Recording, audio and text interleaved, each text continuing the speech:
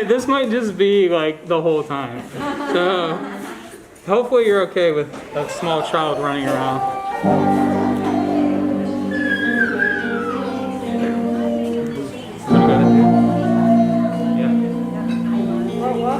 Everybody, and thank you for coming for this great artist talk. My name is Zoe. I'm a curator here at the Rochester Art Center, and we are very excited to have Preston Drum, who currently has an exhibition called Bubbles up on our second floor gallery, and I hope you got a chance to see it. If not, after the talk, we will have a little moment in which Preston can hang out around the gallery and like answer your questions.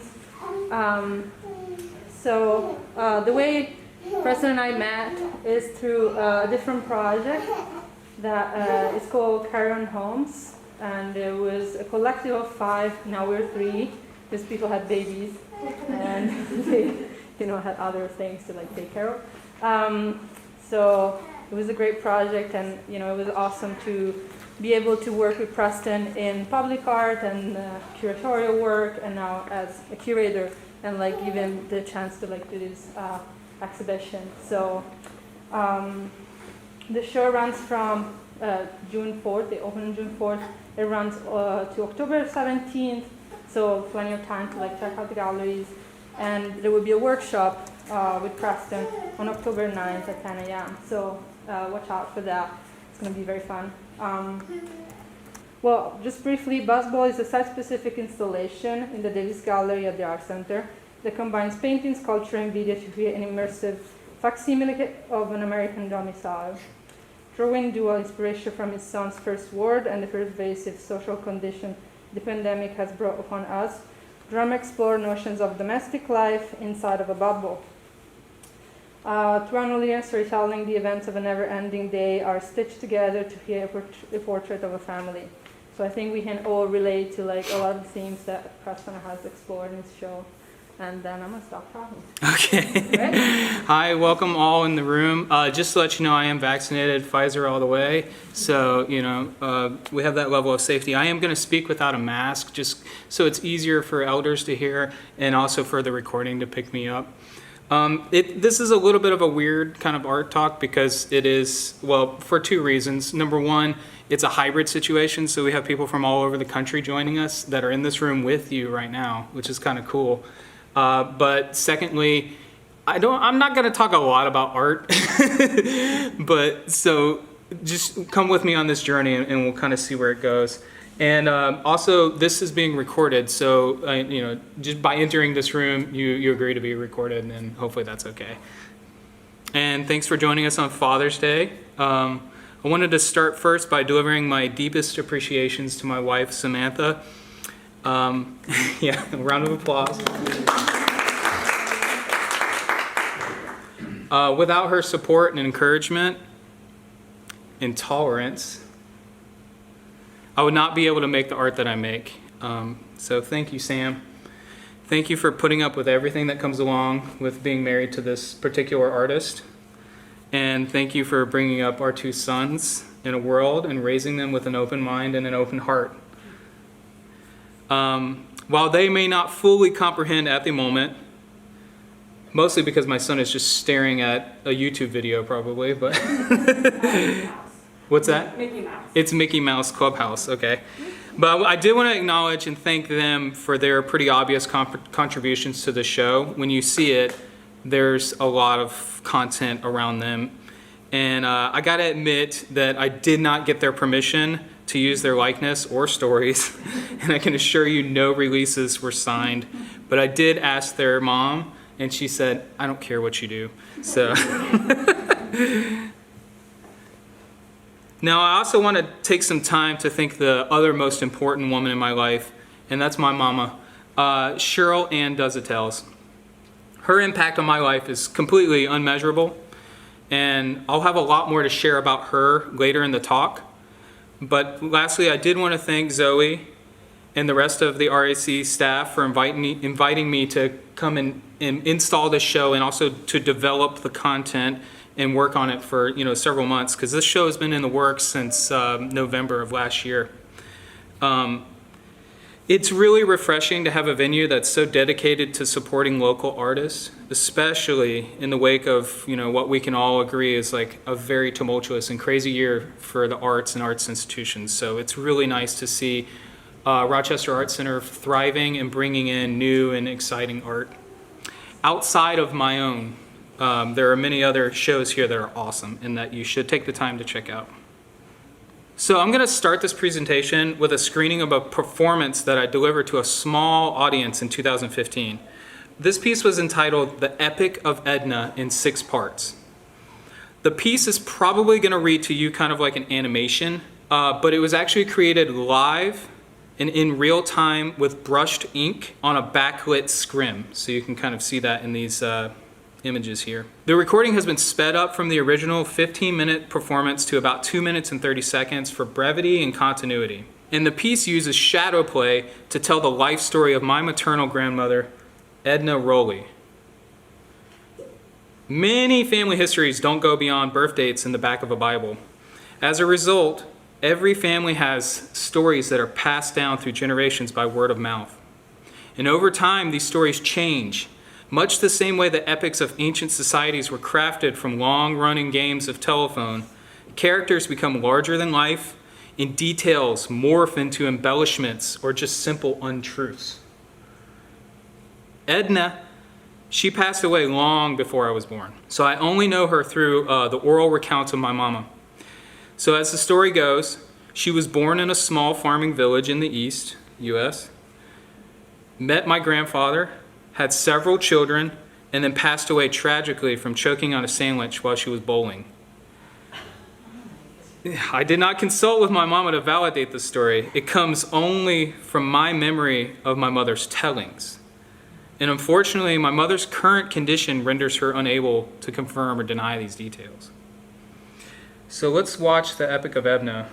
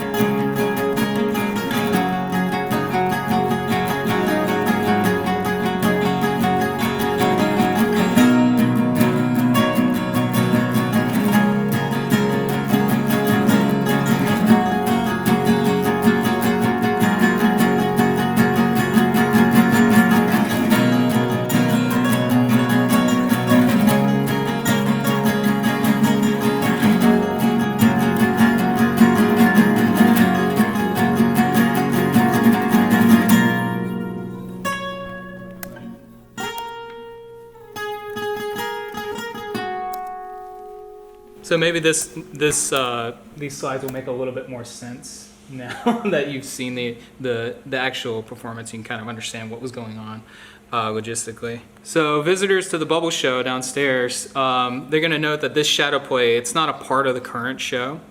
So you might ask, why did I include this in this presentation? Well, when I conceived of this piece back in 2015, I had a startling revelation I actually didn't know my grandmother's name. My mom never said it to me. I don't think this was a choice of malice. I think it was my mom had just had her own life. She had her own children, her own preoccupations to attend to. And, she was running her own businesses and keeping 7 children alive and out of trouble. And this is all without the help of man. History has a tendency to evade us when it's not carried with us. So I called my mom.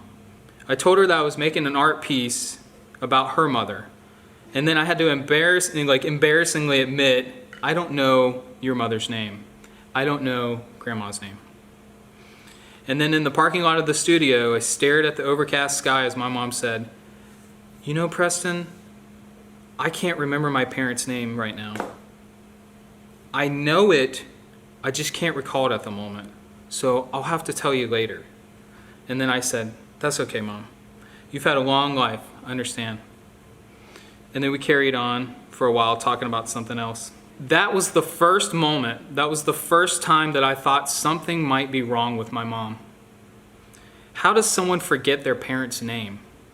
And furthermore, how does someone come to be 31 years old and not bother to ask what their grandparents' names are? So I feel compelled to apologize to the world and to you, but also I'm not sure that I did anything wrong. The nature of family, of my family, and our history and our inner workings is complicated, just like yours. And the conditions of blood relationships could fill galleries and volumes of Netflix series the world over for ages to come. Now, my mama has an excuse because she's been diagnosed with Alzheimer's disease, a disorder that causes her brain to shrink from the death of cells and broken pathways caused by the buildup of plaque on neurons in her brain. Doctors and scientists, they don't really know why humans get this disease. Even as diagnoses grow with over 6 million Americans living with the disease right now, we seem to be facing a silent tsunami because there's no cure for this disease. This past year, deaths from Alzheimer's rose 16%. The rise is attributed to side effects of the pandemic, including isolation from quarantining and overworked and underpaid caretakers. People with this disease, they need to be engaged. And Zoom calls have only gotten us, so far. But nothing really compares to a real snuggle, right? I am a mama's boy, proud to admit it. And I always have been, for always will be. I spent years of my life riding next to her in her truck to job sites and watering plants with her and delivering newspapers. And the distance from my mom that I've felt since I moved to Minnesota, it's hurt. It's hurt a lot. And it's motivated me to make several artworks about her and our relationship. And the bedroom in Bubbles downstairs, that's just one in a long line. This distance has caused my mind to wander, and I imagine there's a little gremlin in my mama's brain that pops her thoughts with a needle.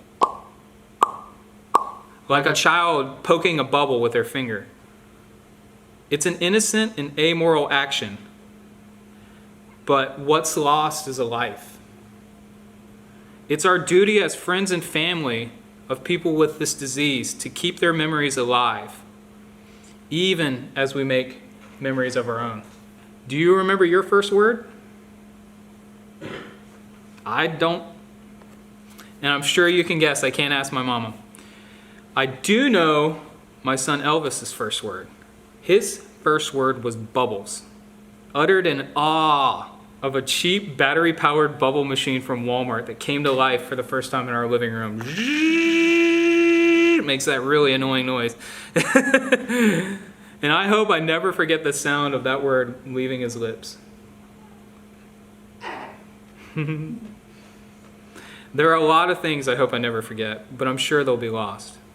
So much of my art and life is spent recounting the past, thinking about the past, trying to grow from the past. Personal, professional, societal, a perpetual condition that works in opposition to my trades, art, gardening, and my life as a parent. All of these pursuits, art, gardening, and parenthood, they're pursuits that are fueled by this idea of change. And I'm not talking about hedonic tendencies or the unfulfillable hole left by capitalistic consumption. That's not what I'm talking about. I'm talking about these powers that drive us. They're deeper than us. A force that pushes you to reckon with the present. So that's why I don't blame my mama for not telling me her parents' name. Bubbles are magic. They're one of the first manifestations of invisible forces that we encounter as children. They are symbols of how the world works beyond our comprehension and out of sight and out of mind, until gases are captured in a membrane and brought to our fingertips. Like the coronavirus, we can't see them, but they affect us in resounding ways and are often only observed through destruction. Right? This pandemic has mutated the meaning of the word bubbles. Like time stripping my mama of her memories. We can no longer recall the moment the bubble is blown, but we can still feel the magic shock wave of the bubble being popped. Our past becomes our present, and we never seem to be able to place the timeline of any recent event. Some experts are calling this effect on our perception temporal discontinuity. Was that last week? Or 6 months ago? Or last night? It's a common refrain of conversation in our recent lives, right?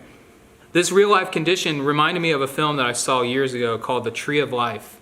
This is written and directed by Terrence Malick. This film, it floats through time, from present day to memories of childhood to dinosaurs in the cosmos. Our world and our existence is now and always will be a series of time-traveling bubbles. And how do you measure that perception? What is the distance between my own view and the view of my son and the view of my mama? How do our conditions affect what we see and understand to be true? Will I know what it's like to have dementia? Have I forgotten to see how a child sees the world? My mama, she bought her house in 1974 in Charlotte, North Carolina for something in the ballpark figure of $20,000. And then my brother sold it just a few years ago for nearly $300,000. Thank God, because we used that money to pay for the treatment for the memory care ward. So this house, it was her honor, and outside of her children and her businesses, it was her greatest accomplishment.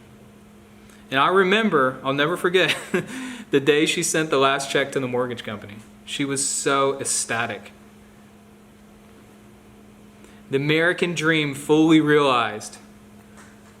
But it was a difficult decision to diffuse her autonomy and place her in the elder care home, right? To take her away from her honor. But the disease had already made up the decision for us. My wife, she bought her house in 2018 while she was pregnant with our first son, Elvis. Every night during the 6 weeks and then 6 weeks after he was born, we had a ritual. We would usher into the bathroom, and I would kneel on the floor, and she would sing some song from memory, typically a 90s or 2000s era pop gem, while I unsheathed the needle and pinched her belly fat and injected a blood thinner into her stomach. Another bubble. We had to do this every night she was pregnant with our first son, and then again this last year with our second son. And this produced a collection of hundreds of syringes, a portrait of the boy before he was born. A testament and physical token of my wife's commitment and sacrifice.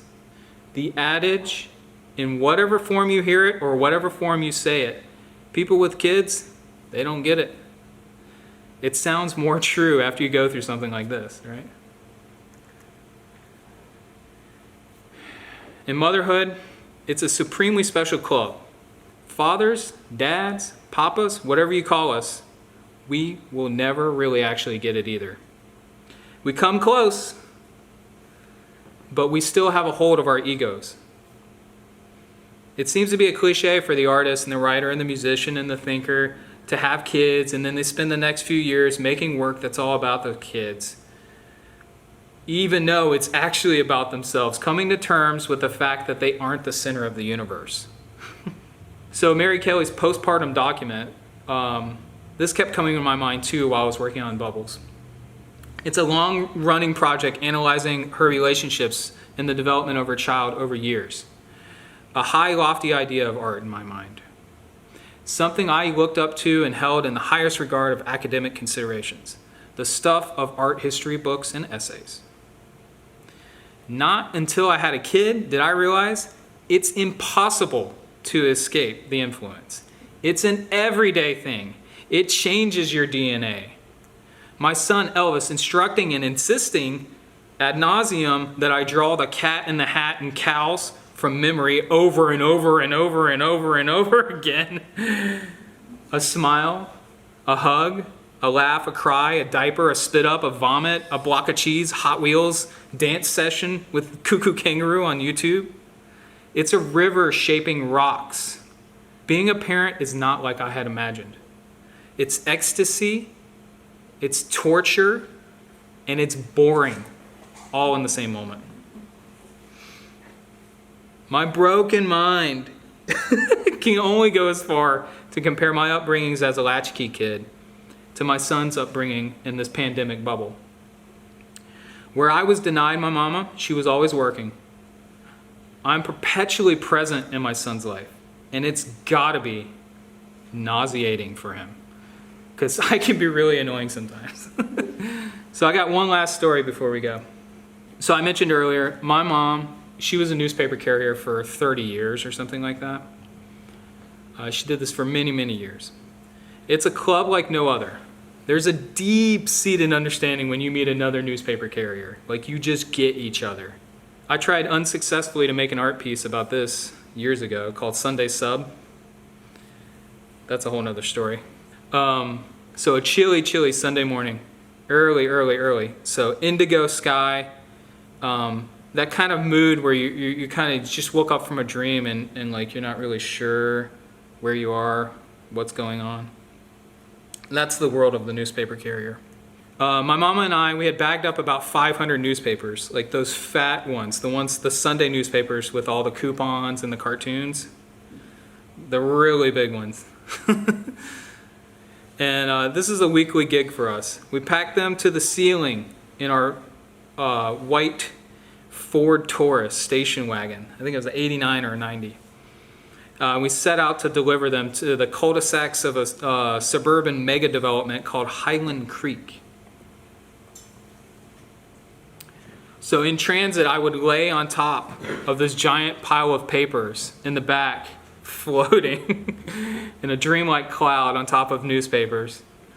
And then it would be my job to take the newspapers and hand them to my mom or set them down so that she could grab them easily. And she would just go, "Paper! Paper!" And I would just have to hand them down. So we had a rhythm going. We were a machine. We did this every week. Everything was going great. We were rocking the classic rock, driving down the left side of the road until we noticed some smoke coming from the air vents. I alerted my mom and I told her, "Mom, the smoke's burning my throat." She insisted, "Everything's fine. It's just a little bit of oil on the engine just burning off. Don't worry." Well, this trickle that was kind of like a cigarette, it eventually turned into a billowing deluge, like epic amount of smoke. So she came to a stop in the cul-de-sac and jumped out. She said, "I'm going to check the engine." And I remember, I'm wedged in between the ceiling of the car and newspapers floating over the back seats. And then she began to scream, "Oh my God, Preston, get out of the car, get out of the car." So I crawled out of a half open window in the back seat and I fell on the ground on my hands. And at that exact moment, I look over and I saw flames blast out of the bottom of the engine and envelop the side of the car. My mama was screaming and crying hysterically, "Preston, get help, get help, get help, Preston." So I rushed to the cul-de-sac, probably about 5 different houses, one after another, pounding on the door, screaming, "Help us, our car's on fire, help, help." And I could see other kids peering out of their second-story bedroom windows, looking down at us with curiosity and confusion and fear, watching our car burn to the ground. And then finally, I think, like I said, it was the 5th or 6th house, older white couple ushered us into their kitchen, and they called the fire department, And we sat on their porch for the next hour watching the volunteer firefighters watch our car burn up. So after the fuel had burned out and the tires exploded, and they did eventually extinguish the flames. It was the sun was rising right at this moment. And at that moment, a flock of Canadian geese flew overhead, and pink sunlight reflected off the bottom of their wings. And they were honking, honk, honk, as they do, right? Honk, honk. It was like the most beautiful thing this city boy had ever seen in his life up to that moment. And then my mom, she turned to me and she said, "That's God, Preston." Telling us everything's going to be all right. My mama, she's not a church-going woman. And, you know, the whole man with a beard up in the sky, that's still pretty far from my vision of what a higher power is.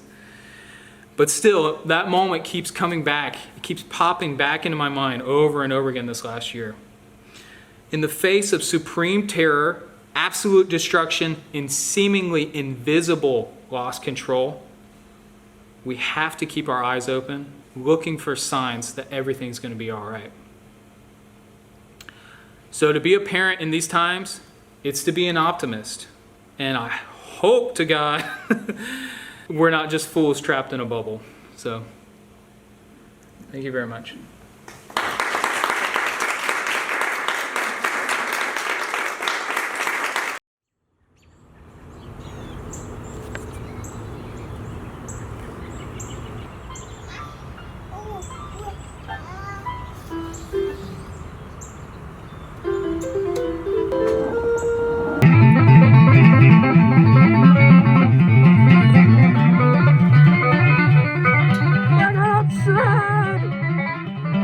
Look outside!